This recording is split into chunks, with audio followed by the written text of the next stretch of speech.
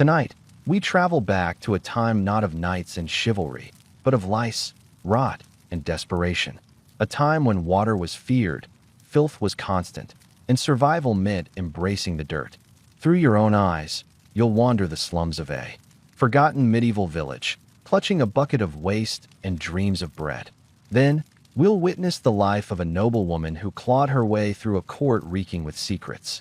And finally, we'll uncover the legend of a burial site so soaked in death, even the saints forgot it. Get comfortable, because history isn't just messy. It's alive beneath the grime. You push yourself up on one elbow, blinking against the dim gray light slipping through a crack in the wooden wall. Your head itches, again, and you wonder if those tiny black specks crawling at your hairline are fleas or dust. You don't care to know, your nose wrinkles. The stench hits you full force, sour urine tangled with fermented barley, damp straw, and something rotting in a corner. You sit up, clutching your thin woolen blanket, and flick your foot out into the mud-smeared floor. There, scurrying across the pale hay, is a rat no larger than your palm. It freezes, nose twitching, then darts into the darkness beneath your sleeping pallet. With a groan, you swing a leg over the edge. Your feet land in cold, sticky muck, last night's slop from the trough outside, now mixed with ashes and who knows what else. You wrinkle your toes. Tomorrow, you'll step in pig droppings. Today, it's this. You grab the cracked clay chamber pot at your side. The handle is slick with grime. Holding your breath, you inch outside, balancing on worn wooden boards warped by rain. Each plank creaks, threatening to collapse under weight, just like your resolve not to gag. You empty the pot into the frozen ditch beside the hut. A hiss rises as the hot waste meets the icy water. You flinch, but you're used to this morning ritual. Your neighbors might hurl insults at the noise, but none of you have the luxury of discretion. Turning back, you pause by the doorway. Beyond, the village wakes in staged fashion. A child crying over lice in her hair, a goat bleeding for scraps, a half-starved dog skittering along fences. Smoke curls from crooked chimneys, each hearth a welcome flicker against the damp chill. Inside, you find your scrawny chickens pecking at spilled grain. You toss them a handful, but they're too busy scratching fleas from one another to bother eating. You laugh, dry and brittle. Even they get more visitors than I do. Sunlight creeps higher, warming the mud into a sticky gray soup. You step deeper in, sloshing through it toward the communal well at the center of the hamlet. Every villager stands in line, tin cups in hand, elbows almost touching. Conversation is sparse. Each lowered gaze reads the same fear: illness, starvation. The next plague. You grip your cup and drop it into the wooden bucket. Creak splash. The water is icy. You draw it up, but hesitate. Last week, a traveler threw coins coated in poison into the well, and several fell ill. You rinse your cup hurriedly. Only surfaces, though. You lift it to your lips and force. The first sip. It's cool and more bitter than barley beer, but you swallow anyway. As you trudge back, the scent of your own brew on your breath, you glimpse your reflection in a shallow puddle. Your cheeks are gaunt, hair matted and clumped. Your eyes look sunken but watchful, survival honed. You swallow a ragged breath. Inside your hut, you rummage for yesterday's loaf. It's hard as stone, riddled with weevil husks. You tap it. Against the table, crunch. You tear off a piece and inhale its sour tang. Crumbs scatter across the plank floor. You flop onto the straw-stuffed stool, tossing the rest aside. A neighbor's baby wails in the next hut. You close your eyes, and for a moment, you remember warmth. A mother's clean sheets, a tub full of steaming water, the gentle scrub of soap on skin. But here, that's a dream. You inhale the stench again, so powerful it almost drowns out. The babies cry. Your stomach growls. You pull a small bit of cheese from your pocket. It's moldy at the edges, but you slice off the green bits and nibble the rest. Garlicky herbs mask some of the rot. You chew slowly, eyes drifting to the horizon where a cawing crow circles the ruins of the old manor point one day. You remind yourself you'll stand among its stones, not in mud. But today, your world is fleas, foul air, and frayed hope. You rise, slipping your feet into boots stiff with crusted dirt. Your muscles ache, but you shove the pain down. There's work to do, hauling firewood, mending your cloak, chasing after goats that have wandered again. You step outside. The air is sharper now, cut by sea breeze drifting inland. A breeze like this would be a blessing, if it didn't carry the whiff of carrion from the nearby butcher's stall. You pull your hood tighter and begin your daily march toward survival, reminding yourself with every weary breath, this is life. Immersed in grime, you endure, and as you trudge through mud toward the world beyond your hut, you can't help but wonder, is it filth you wear, or is filth wearing you? You drag your feet through mud and muck toward the riverbank, the only place anyone dares call a bath. As you near the water, the stench of rotted reeds and dead fish slaps you harder than the wind. You pause at the bank's edge. Below, the water ripples oily gray, washed through 3 villages, 2 slaughterhouses, and 1,000 wasted pails. You strip off your woolen tunic, wincing as chilled air bites your skin. No modesty here. Other villagers stand waist-deep a few yards upstream, elbows brushing, backs hunched against the cold. A child dives in with a shriek, sending ripples toward you. You swallow against the stench, convincing yourself it's soap. You lower yourself, teeth chattering. The river grabs you like an icy claw, and you suck in a breath you'll regret. You splash a handful over your shoulders. A knot of grime loosens, mixed sweat, ash, and sewage. You dump the rest of your pail on your head. The water runs down your spine, carrying flecks of straw and the occasional fly. Lice bob on the surface. You flick one away, then another. They cling to your shoulders, tiny black sailors on a polluted voyage. You slap at them, cursing the moment you agreed. A river bath beats no bath. You duck under to scrub your neck with an old piece of fishbone, your makeshift comb. It scrapes away some dandruff and dead skin, but also snags your hair. You hiss and yank it free. Behind you, an old woman passes around a chunk of salt soap. If you earned it at market, that is. You lather it across your arms. The grainy texture scrubs off a layer of grime, but it hardly foams. The scent is faint, like damp moss and stale lime. You rub until your palms ache, then rinse with more icy river water. You gasp as a metal pail bumps your side, your neighbor's elbow. She spits into the water and apologizes with a shrug. You exchange a knowing look. This is survival, not luxury. Above, the sky is slate, and a few drips of rain fall, little arrows pinging off your bare back. You realize you can't stay here all day. Your chores won't wait, nor will the chores of 10 peasants who depend on your share of the well-watered corn. You step out, water sluicing off your legs, carrying bits of muck down the slope. Mud slides between your toes, but you barely notice. At least you're marginally cleaner than before. Your skin still feels as rough as bark, but your joints ache less without the layer of ash grinding inside your sleeves. Once clothed, you sniff yourself. A faint whiff of soap underneath the usual stench. You count it as progress. You pat your pockets for a scrap of linen to dry off, finding only a torn rag. It does the job, mostly at the edge of the mud. You lift your foot and shake out the worst of it. Each grain of soil that falls seems to carry its own story of disease and despair. You brush them off onto the grass. A goose ambles by, honking indignantly at your filth. You nod at it, sympathetic as you head home. You wonder when the last time you truly bathed was. You remember your mother's tub, warmed by wood fires, scented with herbs. Here, no hearth within a half-day's walk on foot can match that luxury. People pay for privacy and warmth in the bathhouse of the next town over, if they can afford it. You can't. Back at your hut, you cradle your cup of foul porridge, not minding that you feel cleaner than yesterday. You smear a bit of leftover goose fat behind your ears, an old trick to fend off lice. It smells like burnt bacon and desperation, but it works.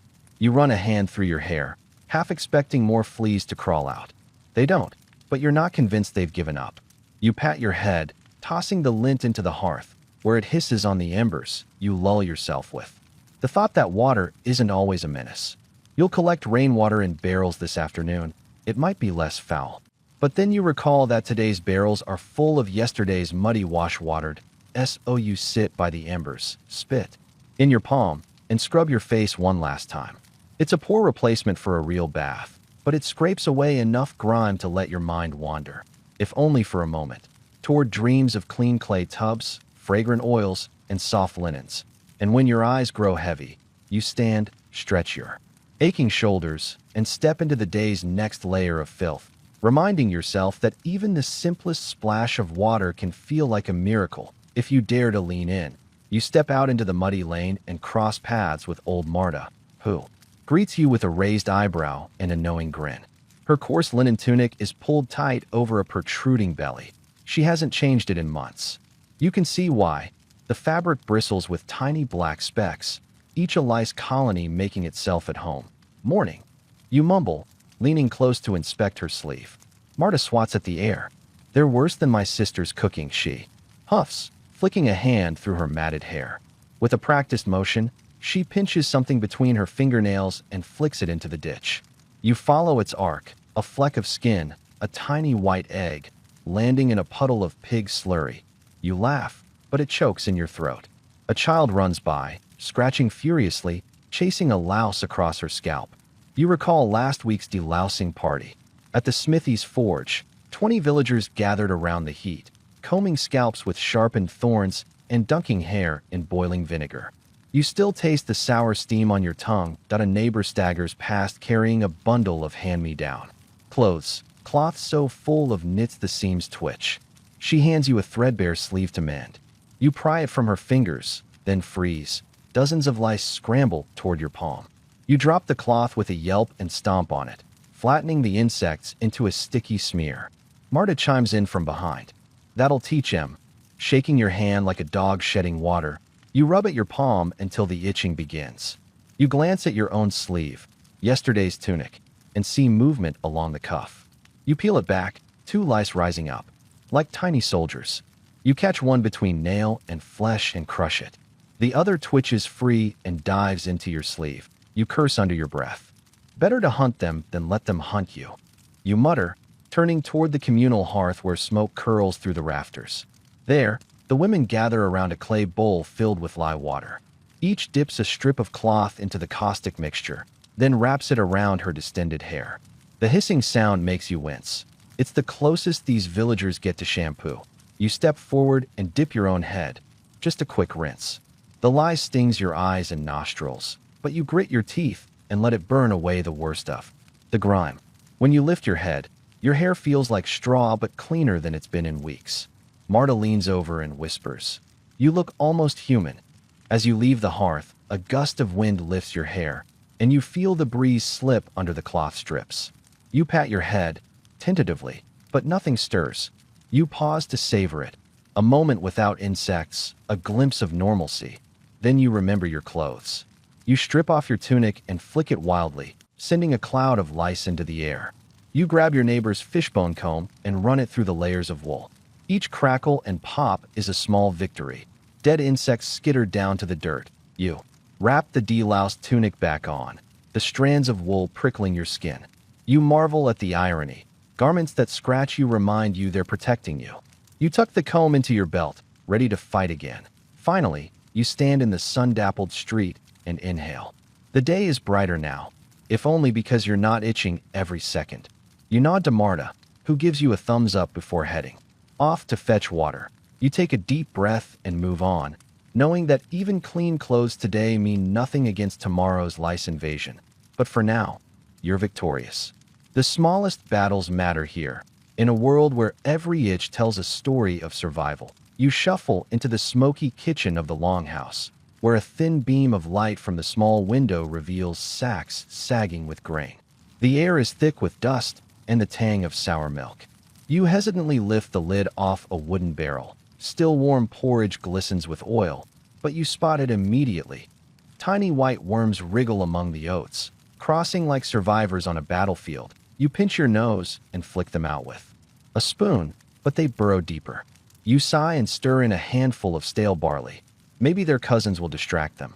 The porridge smells of damp straw and fermented barley, but hunger drives you. You take a cautious spoonful, only to taste grit and sweetness rotting at the edges. You swallow hard, forcing the mush down before you gag that on the table lies yesterday's loaf, its crust crawling with wrinkled weevils. You grip it like a shield and wrap it against the table. Hundreds of pale insects rain down. You consider tossing the entire loaf to the pigs, but the pigs were stolen by hungry men yesterday. You tear off a chunk, crush it between your teeth, and swallow the crunch that echoes in the room. Your stomach protests, but you press on. From a nearby crock, you scrape a piece of hard cheese, its rind mottled with blue mold. You slice off the green fuzz and nibble the rest. The tang is sharp, like vinegar soaked in sweat. You chew slowly, grateful for the garlicky herbs mixed in to cover the worst of the rot. You reach for a slab of salt-cured pork hanging by the hearth. It's leathery and tough, more exercise for your jaw than nourishment. You bite into it, and bits flake off like shattered bone. You close your eyes, trying to remember the taste of fresh meat. Lamb in summer, when the world was warm and the smoke rose straight into a blue sky. Here, the smoke curls and lingers, refusing to depart. A neighbor shoves a bowl of rat stew toward you. Keeps you warm, she says with a grin. You lift the lid. Chunks of rodent float in greasy broth, garnished with wilted onion skins. You gape at the tiny skull atop the heap, then force a spoonful into your mouth. The skin is rubbery, the fat slimy, but salt and pepper mask some of the gamey funk. You chase it with a gulp of bitter ale. You suspect the ale is as old as the rats themselves. You swallow, throat burning. Your body shivers, not from cold, but from the effort of surviving another breakfast. You scrape the bowl clean, because leaving scraps invites disease, and waste is a sin when hunger is a constant threat. As you rise to leave, you glance back at the empty table. No crumbs remain, only a smear of porridge on your chin and the lingering itch of flour dust on your hands. You wipe your mouth on your sleeve, then laugh, a short, bitter bark. Outside, the morning chill has turned to damp fog.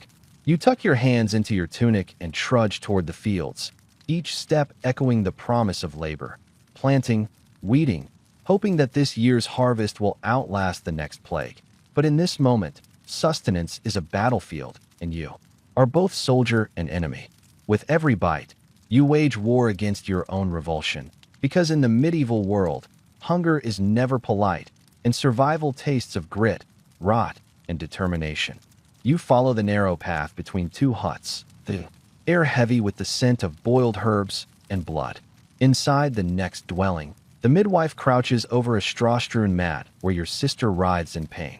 A candle guttering in a tin bowl casts trembling shadows on the rough-hewn walls. You step forward, heart pounding, as the midwife, her hands slick with butter and wine, presses a cloth to your sister's swollen belly. The smell of iron and sweat is overwhelming. You grip the wooden post, bracing yourself for the next contraction.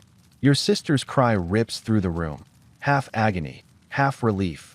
Above, lice drift in the candlelight like grim confetti. A rat scuttles across the threshold, pausing to sniff at a puddle of stale ale. No one flinches. This is part of the ritual now. You lean close to catch your sister's voice. Push, she moans. The midwife's whispers in Latin slice through the tension, though you know no word means comfort here. With a final, ragged breath, your sister arcs her back and a slick, mewling newborn slides into the midwife's waiting arms. You exhale, relief warring with dread. Infant mortality hovers over every birth. The midwife wraps the baby in a rag soaked in warmed whey, pressing it to your sister's chest. Skin meets skin. Her first breath quivers. You glance at the corners of the room. Jars of herbs line a rough shelf. Mugwort for fever, rue for pain, nightshade for curses. A clay bowl at the foot of the mat holds water, so dark it's almost black. You remember last month's stillbirth, when the bowl was used again, but no lullaby followed. Outside, a dog howls. You swallow, stepping over a discarded placenta. The midwife murmurs incantations, then cuts the umbilical cord with a flint blade. Blood drips in slow arcs onto the straw. You ready a strip of linen, your only clean cloth, to bind the mother's wound. Your hands shake as you press the bandage to your sister's hip, pressing until you taste copper on your tongue. The midwife nods approval, then turns to the baby, inspecting its limbs for signs of deformity or vitality. You hold your breath as she counts tiny fingers and toes. Each perfect digit is a small miracle here. She swaddles the infant tightly, then hands it to you. Its weight is astonishing, a warm, fragile hope against the backdrop of filth. Your sister lies spent, sweat glistening on her brow. You lean down, murmuring soothing words you learned as a child.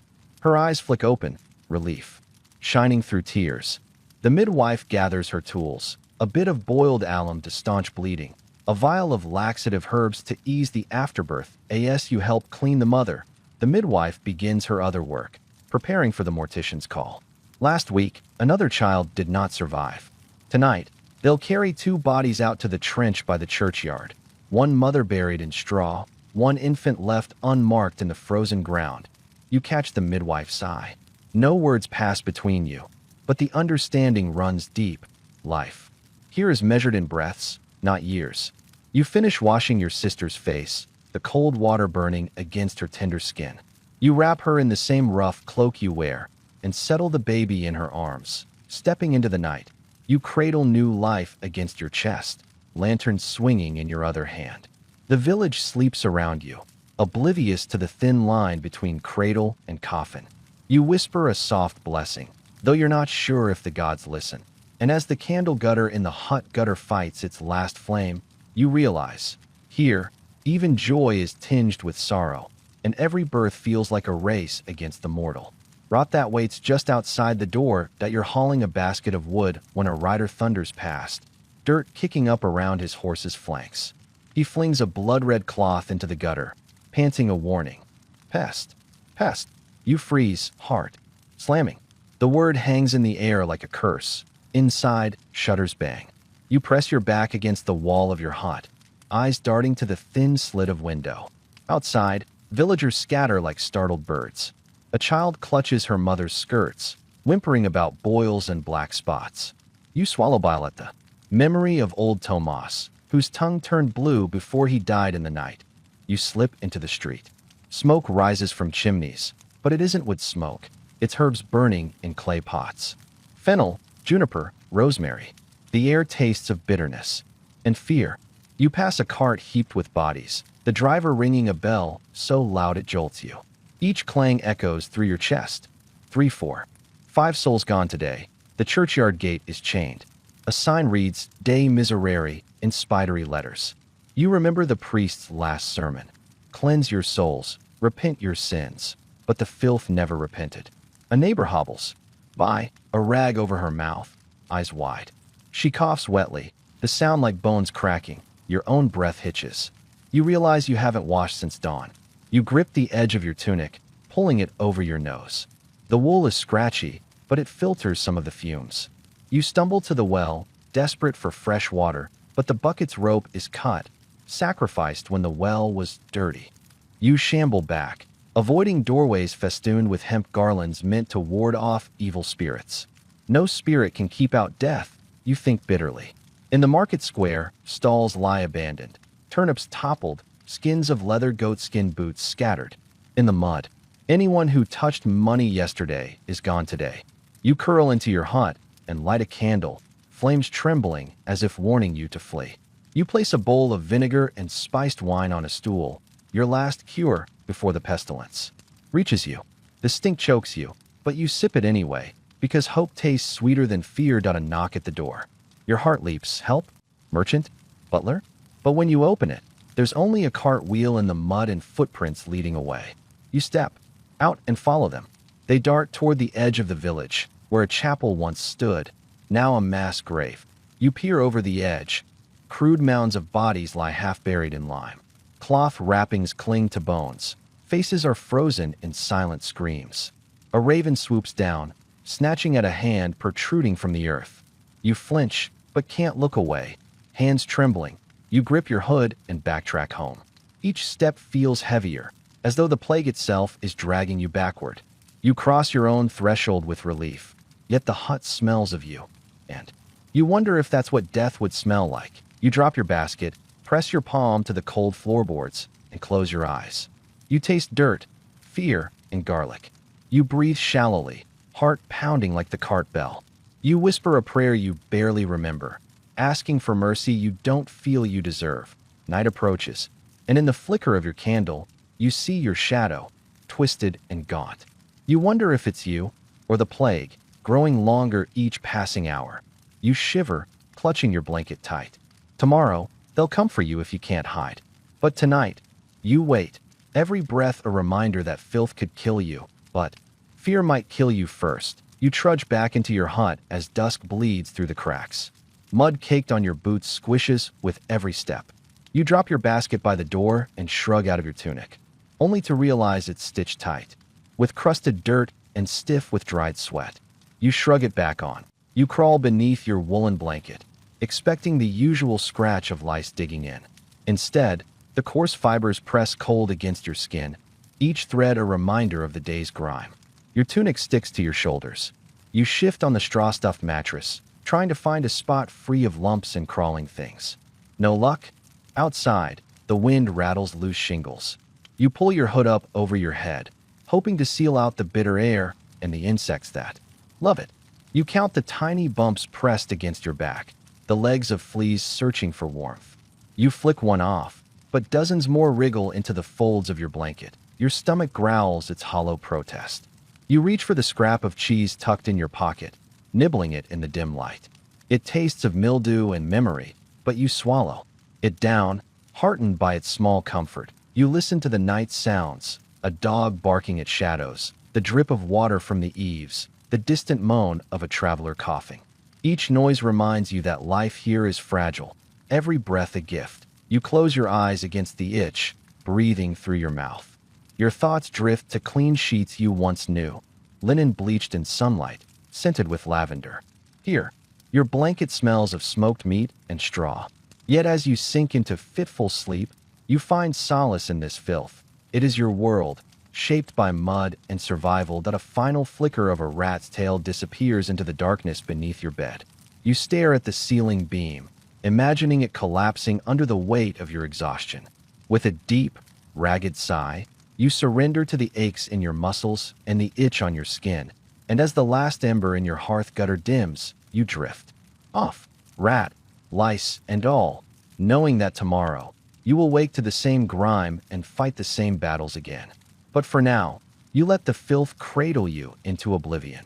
But while you surrendered to filth and fatigue beneath those rickety beams, elsewhere in a perfumed chamber, a child of noble blood drew her first breath, her fate entwined with power. Beyond the mud, she was not born to silk and song. On a storm-swept night, her first cries rose above the mud-choked streets of Breslin, a village half forgotten by the king. Her mother, swollen with child and fevered by hunger, lay on straw stained brown with last year's rot. In the flicker of an oil lamp, the midwife wrapped the infant in rags, murmuring prayers for something stronger than faith. Her father, a journeyman miller, collapsed when he saw her face, smudged with soot, eyes bright as polished jet. He sank to his knees, clutching his rough-spun tunic, convinced the gods had punished him with an omen. He named her Sybil, prophet though. There was nothing divine in that cradle but the desperation of a peasant family. Within weeks, the plague swept through Breslin, sparing few. Sybil's mother wasted away like damp linen hung in winter winds. When the midwife came for her, she found only a tangled heap of straw and sorrow.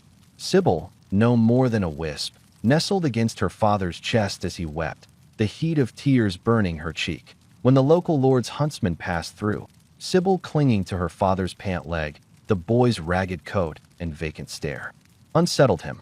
He carried tales of fortune born from misfortune, and on impulse, half mercy, half calculation, he brought her to the manor.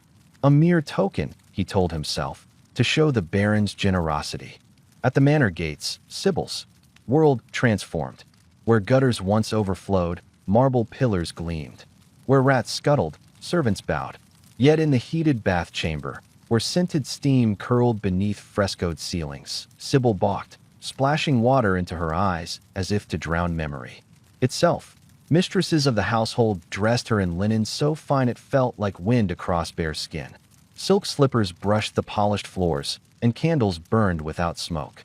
Servants brushed lice from her hair with ivory combs, whispering legends of hygienic luxury.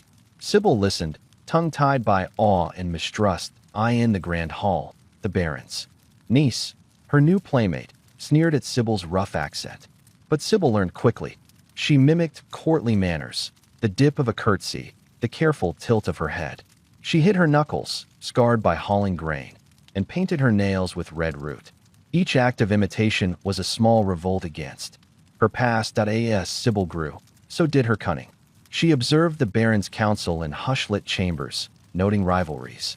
When a maid spilled wine on an embroidered cushion, Sybil whispered consolation that prompted the baron's praise. Her voice, soft, measured, became her weapon, sharper than any blade in the armory. To be why her 16th summer, Sybil walked the halls like a shadow with purpose. When the baron fell ill, she insisted on bathing him in lavender waters and administering powdered rose hips. He recovered, and in gratitude, welcomed her as his ward, granting her a small dowry and a place at his side.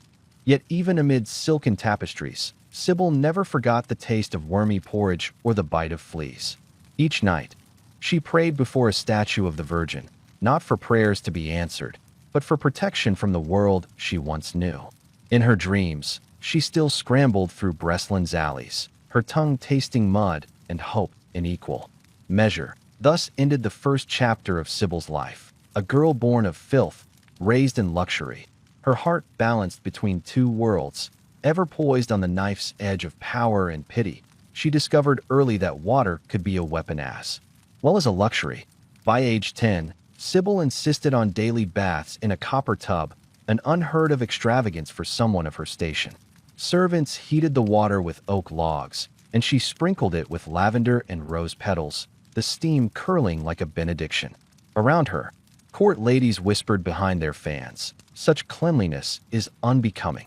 Sybil merely smiled. Where others saw scorn, she saw power. Ivory combs glided through her dark braids as she confronted rival ladies in the mirror, noting every imperfection they dared gloss over. When Politica de Lusignan mocked her for lording over water, Sybil invited her to scrub the castle steps publicly, then praised the Lord for granting her shoulders strong enough to bear burdens. The audience laughed. Sybil bowed. Perfume became her shield. She carried a small leather sachet filled with lavender, mint, and dried chamomile, gifts from her nurse. In crowded halls thick with sweat and ale, she pressed it to her nose and spoke in measured tones, her breath perfumed with life rather than rot. Nobles leaned forward to hear her counsel. Their eyes lingered on the tiny pouch at her wrist. She taught herself the alchemy of hygiene. Under the tutelage of Brother Theobald, the infirmarian, she learned to blend vinegar and creosote into a disinfectant wash. When a footman struck by fever stumbled into her apartments, she soaked bandages in the solution and wrapped them around his wounds. He recovered and spread word of the miracle cure administered by the Miller's Ward.in Council. Sybil leveraged her reputation. When the Baron debated fortifying the granary against rodents, she pointed out how clean silos deterred infestations better than traps. She borrowed the Baron's own words, "Cleanliness is next to godliness," and reminded him that virtue fortified both soul and storehouse. The Baron nodded and ordered new measures. Her influence, sealed in mortar and stone, her nightly ritual, was as precise as any prayer. At dusk, she bathed in milk infused with crushed almonds, a nod to royal tradition, then rinsed in rose water scented with saffron threads. Fresh linen wrapped her body before she donned a gown of undyed wool, simple yet spotless. Even her dreams adopted that purity, filled with visions of alabaster halls and gleaming fountains. Not all admired her. Some feared her ascendance. Lady Marguerite, whose family had long held sway over courtly favors, attempted to spread rumors that Sybil's lotions were mixed with enchantments. She claimed the ward bewitched nobles into her thrall. Sybil responded by inviting Marguerite to inspect her apothecary. Open shelves of clear glass jars filled with known herbs, no hidden powders. The accusation died on the spot. To eye in the market, Sybil extended her influence to commoners. Once a week, she opened the castle gates at dawn, distributing buckets of clean water to villagers whose wells lay fouled. She taught them simple purifying techniques, boiling, straining through cloth, and adding a sprig of thyme for flavor. Grateful mothers whispered blessings as they carried the pails home. Sybil's reputation as a healer and benefactress spread beyond the manor walls. By her 18th birthday, Sybil's bathhouse had become a hub of power. Gentlemen and ladies alike sought her advice on health and decorum. She charged no coin, only loyalty and respect. In return, they shared secrets. Alliances forged in scented steam, betrayals confessed under the hush of tiled walls.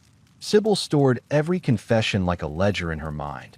Her mastery of cleanliness, both physical and political, reached its apogee when the neighboring count fell ill with sweating sickness.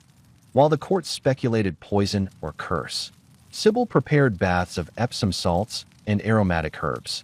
Within days, the count recovered. He insisted Sybil accompany him to his lands as chief advisor on health, a proposal so advantageous that the baron himself could not refuse. And so, through water, soap, and scent, Sybil transformed the stigma of her birth into a weapon sharper than any blade. Cleanliness was not mere vanity. It was strategy, diplomacy, and survival. In the annals of power, she would be remembered as the duchess who bathed in milk and washed away her enemies. You would think that marble halls and velvet banners would banish all stench, but in truth, the baron's court reeked. Worse than any peasant's hut. In the privy chamber, tapestries hung moth-eaten and caked with dust. Lice drifted through the candle smoke like airborne phantoms. Ministers in silk cloaks wiped sweat and spittle on the same embroidered hem, then argued over treaties sealed with the same greasy fingers. Waste buckets stood unemptied for days behind velvet screens. When a footman finally upended one, the flood of rotting scraps sent rats scuttling into guests' boots. The baron merely sniffed, waved a perfumed handkerchief, and continued his game of chess. Sybil watched in silence, noting every malodorous misstep. At a lavish banquet, she saw courtiers dip bread into communal trenchers whose troughs were never scrubbed, mold breeding in silent corners. When a noblewoman fainted from the fumes, Sybil bent close and sprinkled rosemary under her nose, whispering a remedy taught by Brother Theobald. The woman recovered and whispered thanks, calling Sybil an angel in a squalid den. In the council chamber, Sybil confronted the steward. "My lord," she said, voice low, "we negotiate peace while harboring poison beneath our floors." She produced a vial of clear water gathered from the castle's cesspit, gray, flecked with lime. The baron's eye flicked from that to the dusty frescoes above. With measured grace, Sybil proposed renovating the drains and ordering weekly cleanings. The baron stroked his beard, then proclaimed her plan wise. Courtiers bristled, yet bowed. Orders were sent, drains scrubbed, and for the first time, tiles gleamed under torchlight. Sybil observed from a back corner, satisfied. Even in a court built on privilege, a single voice for cleanliness could unseat centuries of filth. Thus, behind the curtain of power, Sybil waged her greatest campaign, not with armies or gold, but with soap, water, and unwavering resolve. You glide into the marble-lined bathing hall, the air heavy with steam scented by rose and myrtle. Servants ladle hot water from bronze cauldrons into a sunken pool, its tiled floor veined with faded mosaic of Neptune's trident. Sybil steps onto a polished stone bench, disrobes with practiced grace, and lets the warm mist curl around her. Across the pool, Lady Marguerite reclines on a cushioned ledge, gilded comb in hand and a smirk on her lips. She watches Sybil with narrowed eyes. "You bathe like a duchess," she remarks, voice silk over steel. But even silk frays. Sybil offers a small, polite nod, then steps into the water, ankle deep, calf deep, until the warmth rises to her waist. Marguerite hums approval and rises, trailing behind Sybil. She plucks a rose petal from the floating garland and slips it between Sybil's fingers. "For you," she purrs. But when Sybil looks down, the petal's edges are frosted white, poison powder. Heart pounding, Sybil hides her shock and palms the petal to her wrist. She lets a bead of water trickle over it, diluting the toxin before it can stain her skin. Her hand closes around the blossom, but she neither gasps nor trembles, only raises her eyes to Marguerite's. Marguerite's smile flickers. "A gift of purity," she says, though some can't handle the cost. Sybil inclines her head. "Thank you," she murmurs, and lets the petal slip beneath the water's surface. Marguerite watches it float away, suspicion curling at her expression. She turns toward the attendant, raising her voice so every ear by the pool can hear. "Fetch me my scented oils. I'll show Sybil how true luxury scents the skin." As Marguerite moves to the far bench, Sybil glides deeper into the pool, silent and watchful. She recalls her lessons in apothecary. That rose petal contained a mild neurotoxin, enough to weaken, not kill. The betrayal stings more than the poison could. Moments later, Marguerite anoints herself with ambergris-infused oil. Its sweetness clings to her shoulders. She catches Sybil's gaze and arches an eyebrow.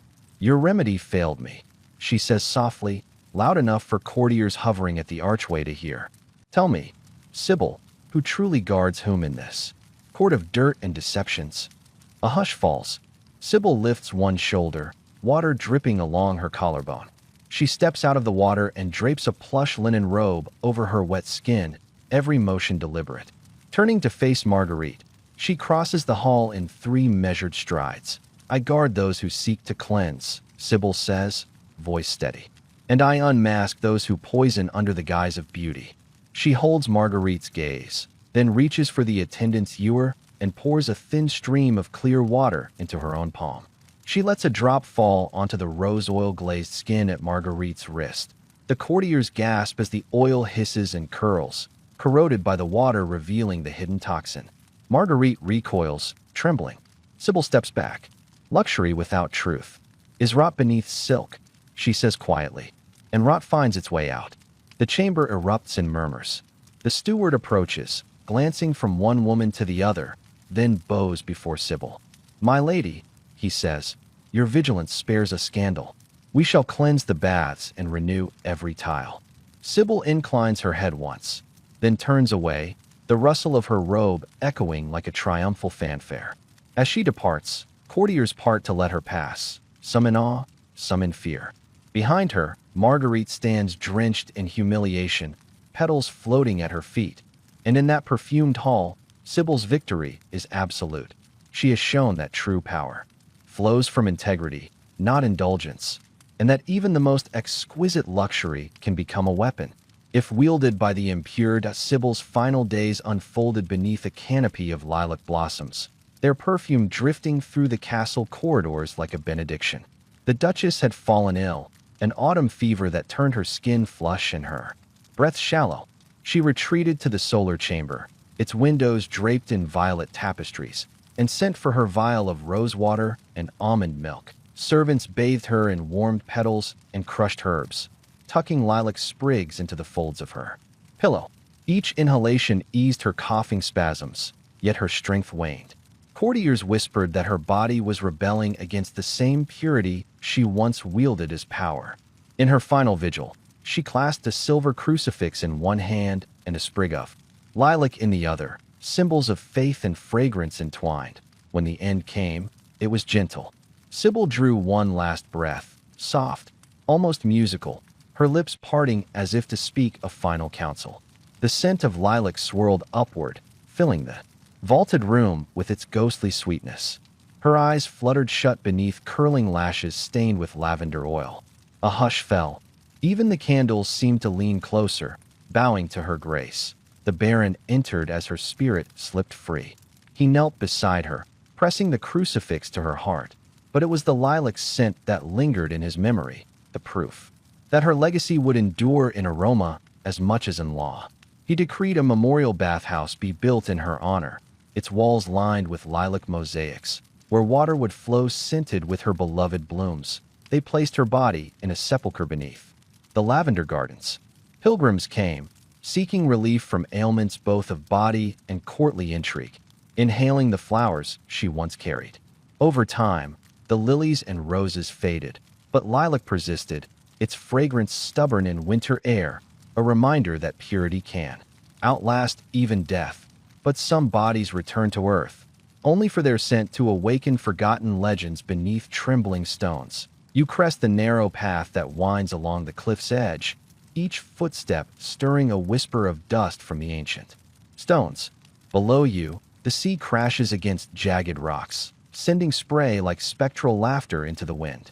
The monastery looms ahead, its gray walls carved into the cliff face as if grown from the stone itself. Turrets twist skyward, their slate roofs mottled with lichen, and narrow windows gape like blind eyes that a gale rakes the courtyard, tearing at your cloak and whipping your hair into your face. You press forward into the wind's roar, each breath tasting of salt and cold. The ancient oaks that guard the cloister groan with every gust, branches creaking like the hinges of a coffin. You pause at the heavy wooden doors, marred by iron studs that glint like watchful stars. Inside, the air is still. Candles gutter on wall sconces, their flames trembling as though frightened. The echo of your boots on flagstones startles you, each thud swallowed almost immediately by silence.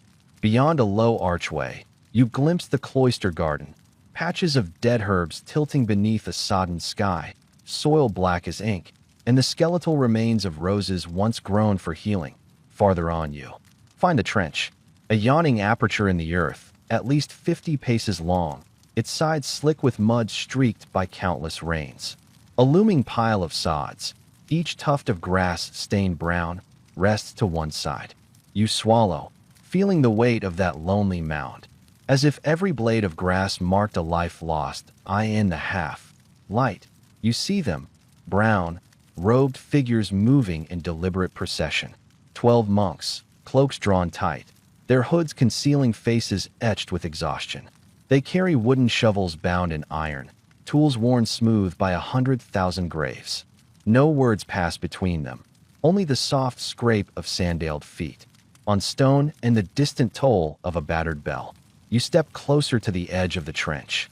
The monks work in a solemn rhythm, digging, lowering, covering, each gesture part of a sacred dance. The first corpse is laid upon a simple linen shroud. The fabric crackles with brittle age as two monks lift it, carrying the body toward the pit. You catch a glimpse of feet wrapped in tattered cloth, a hand curled as if still clinging to life. Above the grave, a third monk intones a chant in Latin. His voice is low, almost a breath, requiescent in pace. The words hang in the damp air, swallowed by the wind that seeps through the open sky. Another chant follows, softer still, until it fades into a near silence more profound than any sound. You close your eyes and let the steady murmur of those prayers settle in your chest. Each syllable feels like a pebble dropped into a dark pool, sending ripples through your thoughts. You recall Sybil's own whispered battles against filth, now replaced by this quiet devotion to death. At intervals, a monk pauses to sprinkle coarse sea salt over the shroud's breast. The crystals glint in the torchlight, a harsh reminder of the body's origin in the sea's tumult.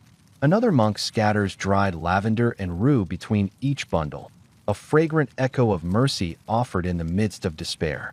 The scent is faint, but it strikes you with startling clarity, cutting through the heavier odor of earth and decay. You inhale and taste the salt and herb, each breath a communion with the lost. Flies drift through the trench in lazy circles, settling on exposed linen before being brushed away by the monk's patient hands.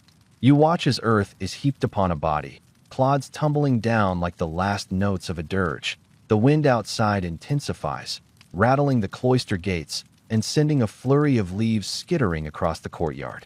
You feel the gust through open arches, as though the very breath of the world has come to witness this solemn rite. A lone raven croaks in the distance, a mournful counterpoint to the monk's muted song. Minutes stretch into hours. One by one, the monks lower and cover each body, their chants growing fainter with every burial. You notice tremors in their arms, knuckles white against worn wood handles. The silence between their prayers widens. As if the act of speaking itself has become too burdensome. At last, the trench stands half filled, a black mirror reflecting torchlight and mist. The final body slides to rest with a soft thud. The head monk steps forward, lantern in hand, and plants a simple wooden cross at the head of the grave. He carves its surface with a knife. De profundis clamavi, out of the depths I have cried. You watch as he lights a single taper from his lantern and presses it at the foot of the cross. The flame catches in the damp air, burning low and bright. The other monks form a circle around the grave, foreheads bowed, hoods casting shadowed lines across their faces. No chant rises, only the crackle of the candle and the distant roar of the sea. Then, one by one, they extinguish their lanterns, letting the darkness reclaim the space. You stand alone in the flickering gloom, heart pounding with the weight of witness. Outside, the wind howls through the trees, as though mourning with you. You turn away from the trench, each step echoing like a confession. In the emptiness of the cloister, You feel the absence of those monks, their silent duty completed, their voices stilled by the very plague they served. You wonder if they, too, have vanished into the earth they so dutifully honored that as you leave. The monastery, the first light of dawn touches the horizon, pale and fragile, like a promise. But behind you, the trench remains, a testament to both the plague's fury and the monks' unwavering compassion. And in the hush between wind and wave, you hear the faintest echo of their final prayers, carried on breeze and memory, refusing to be buried in silence. You return to the trench weeks later, drawn by whispers drifting on the wind.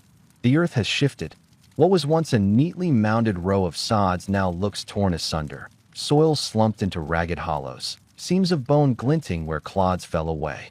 You pause at the edge, fog curling around your boots like fingers seeking warmth. A farmer's cart stands abandoned nearby, wheels half, buried in soft earth. You stoop to inspect the tracks, deep ruts carved by heavy load, then a sudden skid where the ground gave way. You climb down into the hollow, careful not to disturb the exposed remains. Ribs arc beneath damp linen, fractured skulls peer through cracked shrouds. The shard of a copper cross lies at your feet, its inscription worn but still legible, in nomine paces. Villagers say the grave rejected its contents.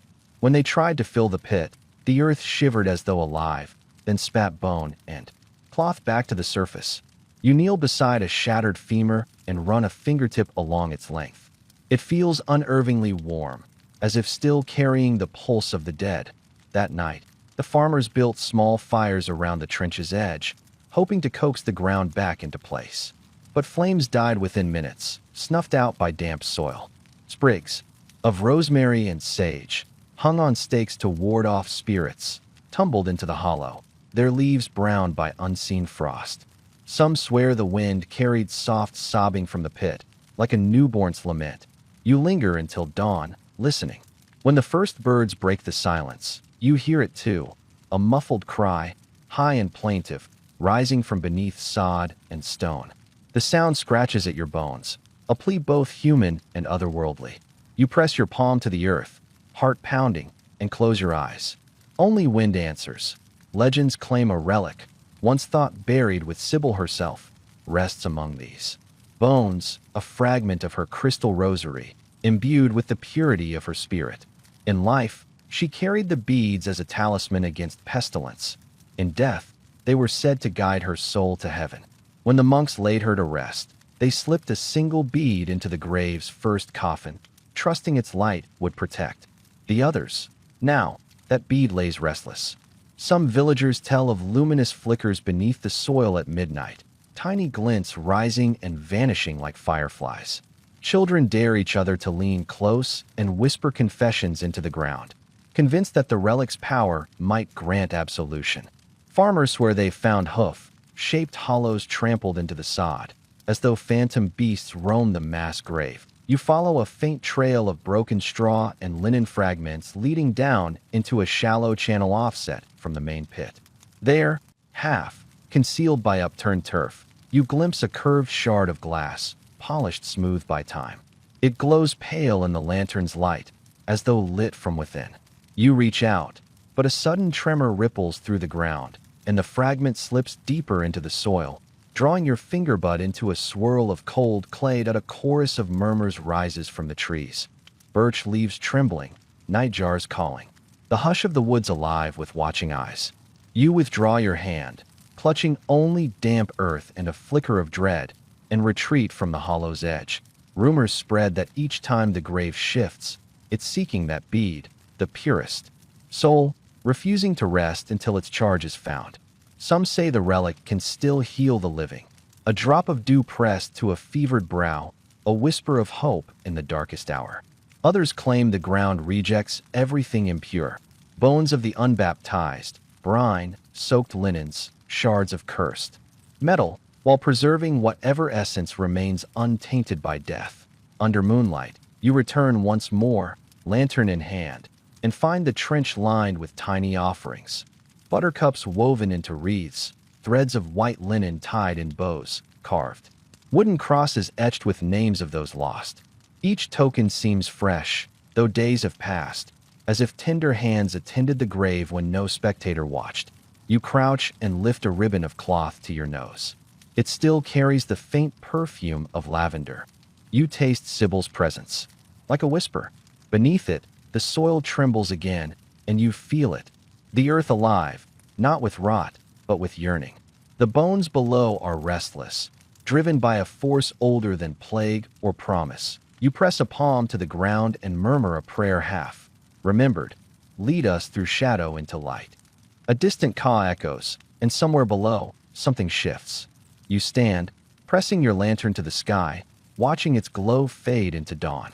The relic lies hidden, but its call endures, tugging at both earth and soul, promising that some purity outlasts decay, and that the grave itself is not a tomb, but a threshold. As you depart, the trench behind you settles once more into stillness.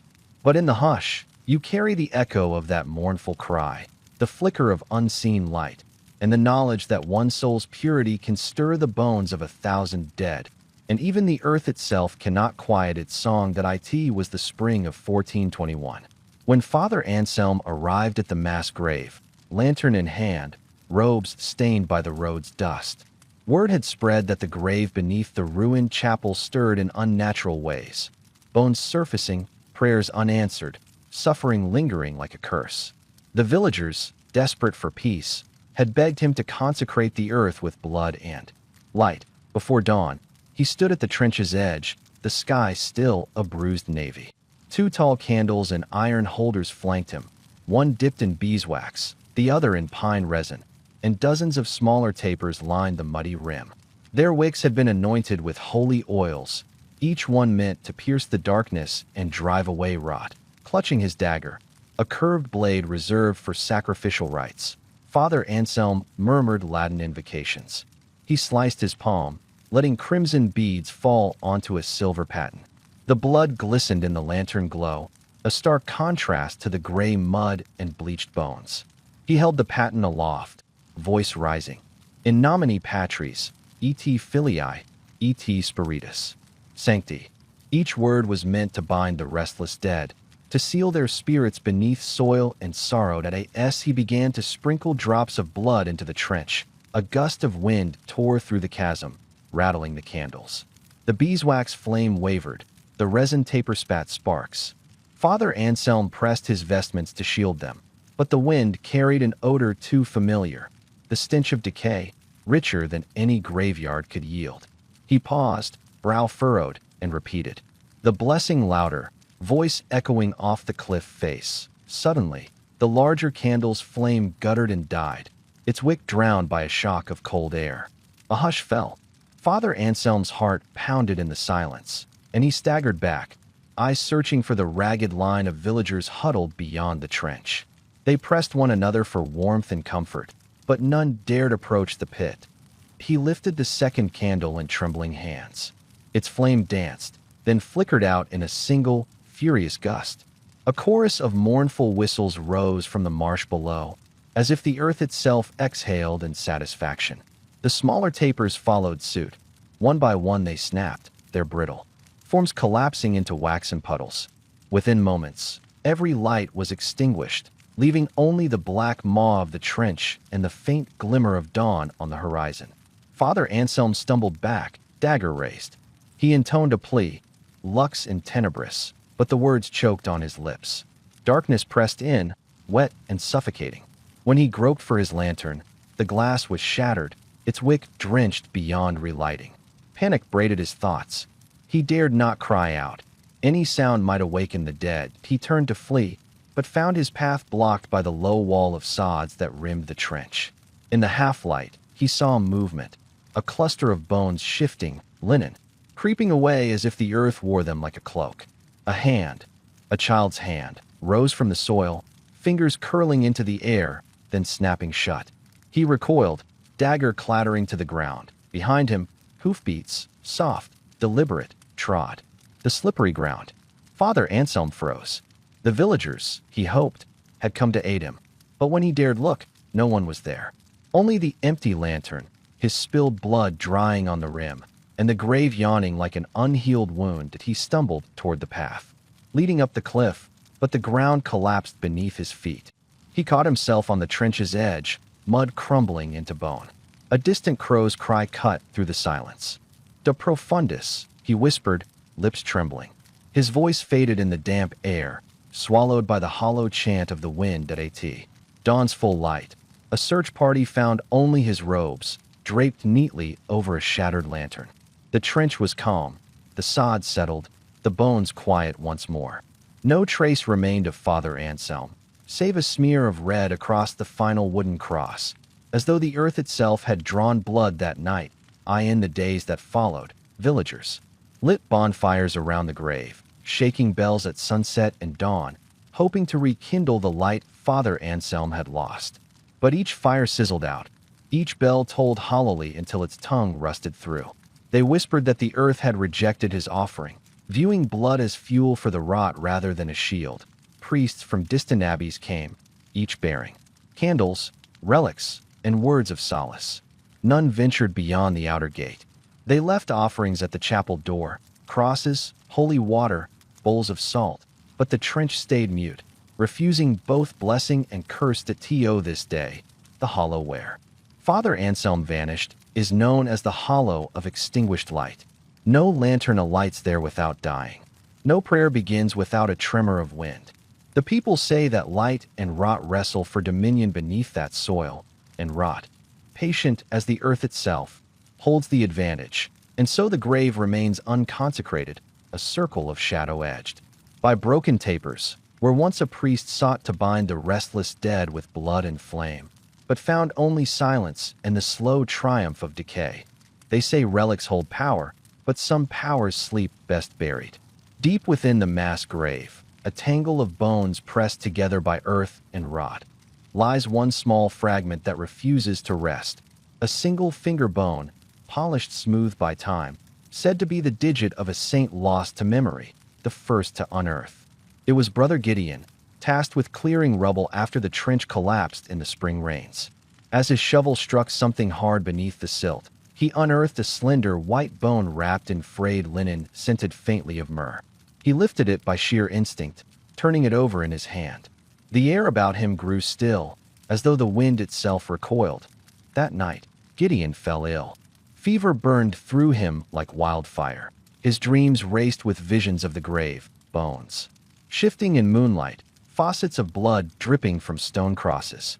He awoke thrashing, proclaiming that he'd seen her, the saint clothed in dusk-blue robes, kneeling before a silver basin, her long hair loose as she washed corpses one by one, murmuring prayers that sounded like water over pebbles. Word spread through the monastery faster than plague. Monks whispered of Gideon's delirium, of his pale lips chanting the saint's name, Eudocia. Yet no record in any ledger bore that name. No tombstone at any abbey listed her feast day. She was a saint of shadow, born from desperation rather than devotion. Curiosity overcame caution. Several novices, drawn by Gideon's fervor, handled the bone, tracing its knuckle with trembling fingers. Each fell sick within days, coughing, fits that rattled their ribs, skin mottled with red welts, tongues tasting of earth. In dreams, they followed the saint through the grave, feeling her gentle hands wash them clean of sin, only to drown in a basin of brackish water when dawn broke. The brothers elected to hide the relic in the infirmary's locked chest. But one morning, the bone lay atop the altar instead, ringed by a circle of salt. No door showed signs of forced entry. No footprints led to the altar steps. The abbot ordered a fast and vigil, yet the bone remained, unmoved, unrepentant, as if it had willed itself there. A week later, Brother Mathis vanished. He was last seen carrying a lamp toward the grave at midnight, perhaps drawn by some whisper only he could hear. The next morning, his lantern lay shattered at the hollow's rim, its glass etched with a single smear of white. No trace of Mathis remained, save a footstep imprint in the damp soil, leading into the trench and disappearing beneath a mound of sod. Fear took root. The monks stopped speaking of the saint. They barred themselves inside their cells after dusk, barring iron shutters, against unseen hands. Yet those who dared linger at the chapel vestry's edge reported a shape flickering in the candlelight. A woman in dark linen, hair veiled, bending beside a silver basin to wash something unseen, her lips moving in a prayer older than the monastery itself. One stormy night, Brother Kalishte crept down to the infirmary to confront the relic. He found the chest ajar, the bone missing. In its place lay a damp rag and a smear of water trailing toward the cloister. He followed the trail in leather-soled slippers, each drop sparkling by lantern glow.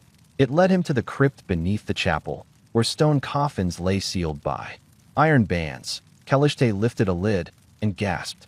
There, kneeling before a low stone slab, was the saint's phantom. Her robes were soaked, clinging to her form, her hair spilling like oil.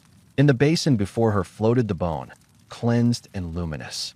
She dipped it in water, then pressed it to her lips, as though tasting her own flesh. When Kalishte screamed, she vanished into mist. The basin shattered, water splashing over coffins in rain-cold rivulets. Kalishte fled, stumbling up the steps as thunder split the sky. He barricaded himself in the scriptorium, hands shaking on his rosary. He vowed never to speak of what he'd seen. The abbot nodded, grave and weary, and ordered silent prayers instead. But walls have ears, and relics their own will. Now, the trench is ringed by whispered warnings. Do not touch what you cannot understand. The bone itself is lost once more, buried by fearful hands or spirited away by unseen ones. But the memory lingers. They say that on moonless nights you can still hear her, Eudochia's, soft humming as she stoops by the grave, silver basin in hand, washing each corpse until their bones gleam. If you press your ear to cold earth, you might catch the faintest splash, like water drumming over river stones.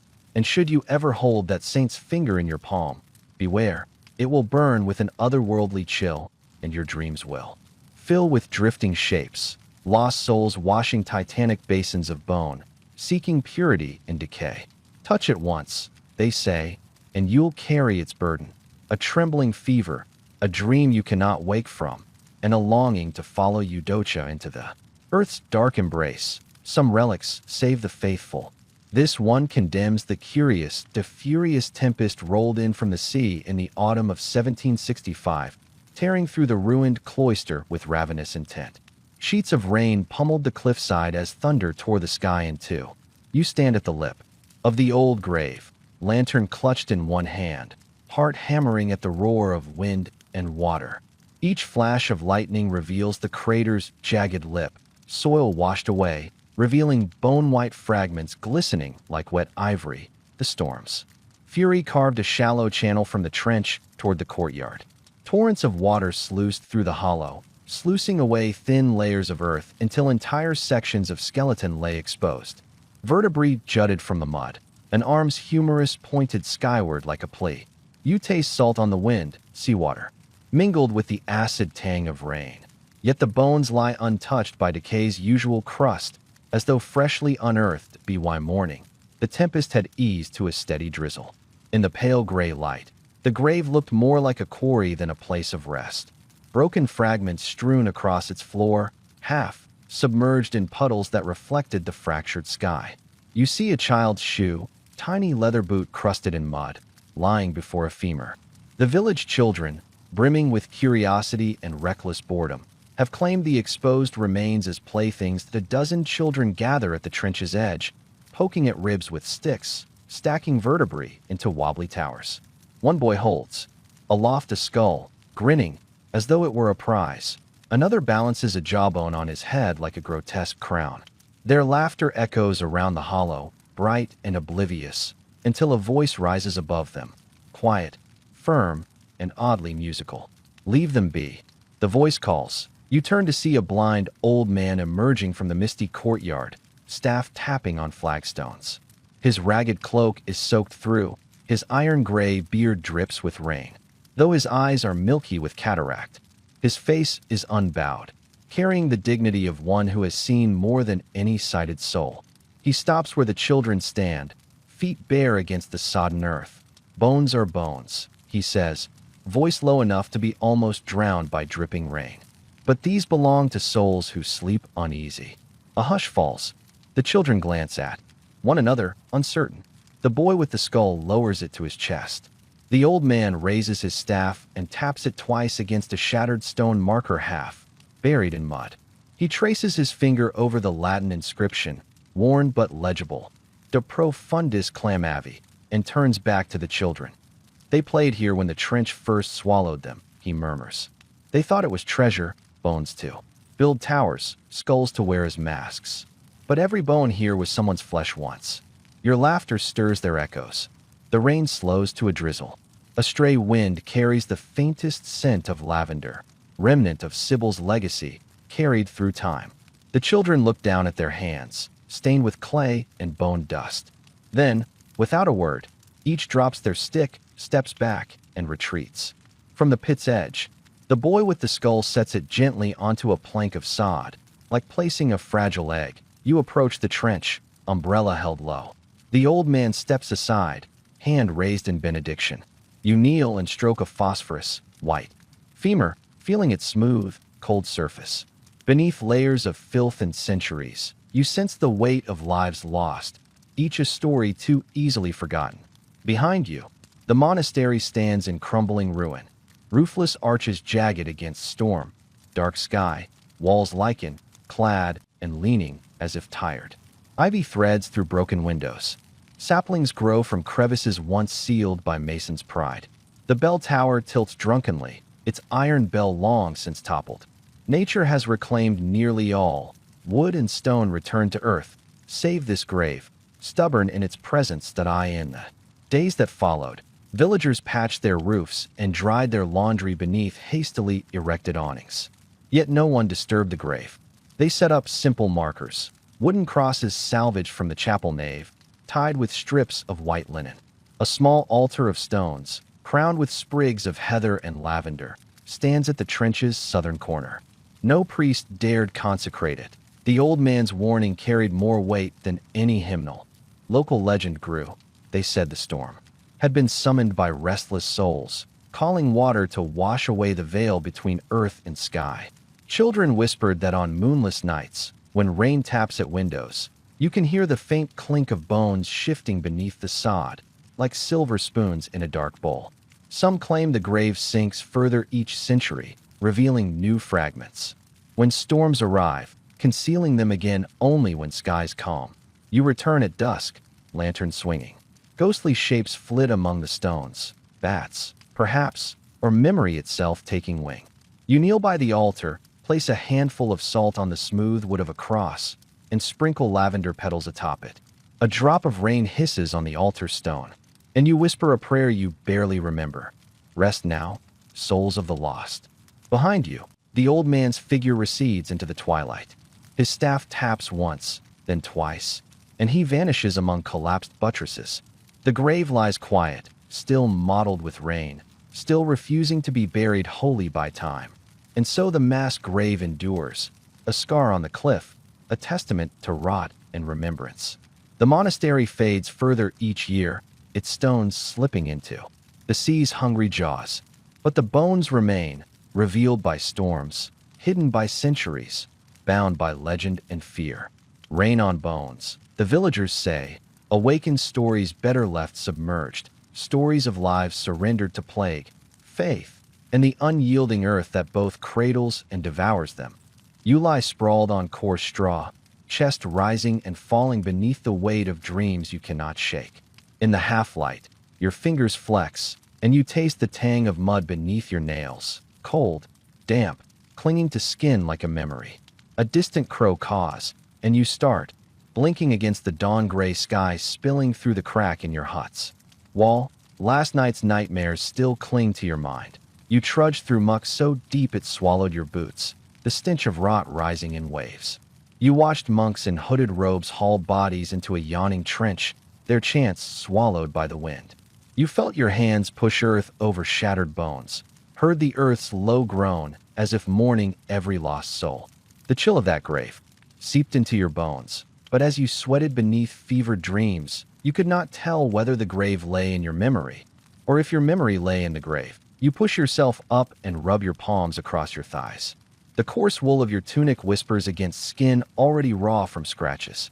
You open your hand, flecks of dark soil, mud from your dreamscape, embed under your nails. You shake them free, but more spills onto the floorboards, as if the past has tracked itself into your present. You taste iron on your tongue, a reminder of blood and sacrifice woven through every story you've witnessed. Outside, the morning air is sharp with salt and smoke. A ragged breeze stirs the thatch overhead, carrying scents of wood smoke and spilled ale. You swing your legs over the edge of the bed and stand, bare feet pressing into splintered boards slick with yesterday's wash water. Each step creaks, and you swear you hear the echo of ancient footsteps beside your own, the tramp of peasant boots, the scuff of monks' sandals, the clatter of bone against earth. You move to the doorway and peer into the village. Shacks stand in a ragged line, smoke rising from crooked chimneys, children chasing goats through puddles. Life here carries on. The mill wheel turns, the blacksmith hammers, the baker pulls charred loaves from his oven. Yet beneath every routine, beat you feel the pulse of history, a rhythm grounded in dirt and survival. You inhale and taste it, dust, dung, promised on a neighbor's dog pads by, nudging your hand. You glance down at your palm. A smear of brown tracks its path. You rub it on your tunic, but the stain remains, stubborn as memory. You close your eyes and see again the monastic chants, the betrayed candles, the saints' phantom washing bodies in a silver basin. You hear the thunder of plague carts, the crackle of fire, the hiss of rain on bone. Were those mere stories told by lantern light? Or were you there, wading ankle-deep in filth? You step onto the mud-slick path, toes sinking into a cold mire. That clings to your soles. With each footfall, you feel transported. Your village lane becomes the cloister's corridor, your own hut the perfumed chamber, your cradle of straw the mass grave's edge. You pause, hand resting on a weathered post, and taste the boundary between then and now blur beneath your touch. Your eyes drift to a shallow puddle at the roadside. You bend and peer in. The surface ripples with distorted reflections. Your face, gaunt and uncertain, your hands, caked in grime, your eyes, wide with questions. For a moment, you lose yourself in that reflection, unsure if you stare at a medieval peasant's portrait or your own weary countenance that a breeze lifts across the water, carrying a whisper that lifts hairs on your neck. Dirt remembers. It could be the wind through reeds, the stray sigh of a villager passing by, or the echo of centuries buried beneath your feet. You hold your breath. The words linger, more felt than heard, promising that every clod of earth holds its story of toil and terror, of birth and burial. You step back, heart tightening. In that puddle's mirror you saw more than yourself. You saw the lineage of all who came before, trudging through mud and plague, chanting prayers in the dark, seeking light in the rot. Their feet, their hands, their dreams, all pressed into the same clay you now walk upon. Still, you cannot say whether the vision was dream or memory. The difference has slipped from your grasp like water through fingers. You imagine reaching down, scooping handfuls of soil, and letting it fall through your open palm. Each grain of life lived, a breath drawn, a bone returned to earth. You would hold that soil under your nose, breathe deep, and feel the pull of ancestral hands guiding you forward. But morning chores await. Fetching water, lighting the hearth fire, coaxing coals to life. You shuffle onward, work-worn and mud-marked, carrying the weight of those dreams into the day's labor. Each shovel of wood, each scoop of water becomes both repetition and ritual, a way to reconcile the living with the dead, the present with the past. Before you reach the well, you pause again. You close your eyes and whisper a prayer of your own, not for absolution, not for relief, but for understanding, that you might walk through filth and faith alike, knowing that the dirt beneath your feet carries more than clay. It carries echoes of monks, of saints, of plague-stricken villagers, and of yourself, treading a path written long before your birth. You open your eyes, and the village world returns in stark clarity. Tethered goats, creaking wheel, smoke-stained sky. You shake your head, clearing the last threads of dream. Yet when you lift your hand to dust off your sleeve, you find one stubborn speck of mud clinging to your palm, proof that memory and history have marked you. You breathe in, taste the grit on your tongue, and step forward. The well's bucket creaks as you draw fresh water, the clear liquid washing away yesterday's grime, but not yesterday's echoes. You drink, savoring the cool sweetness, and you carry on, because some dreams are too real to dismiss, and some soil too sacred to forget. And as you move through morning's chores, you feel that in every hum of life, in every thrum of heart, the past lives on. Beneath your boots, beneath your fingernails, beneath your skin, dirt remembers.